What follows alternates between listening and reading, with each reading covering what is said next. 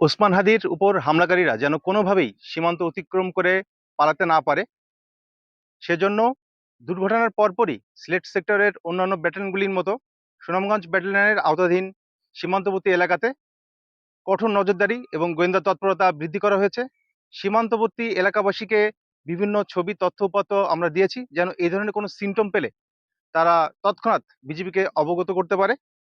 এছাড়াও নিয়মিত টহলের অতিরিক্ত হিসেবে যে সকল সম্ভাব্য ইম্পর্টেন্ট পয়েন্ট আছে, স্কেপ রুট আছে, সেই জায়গাগুলিতে কিন্তু আমরা অতিরিক্ত টহল দল মোতায়েন করেছি।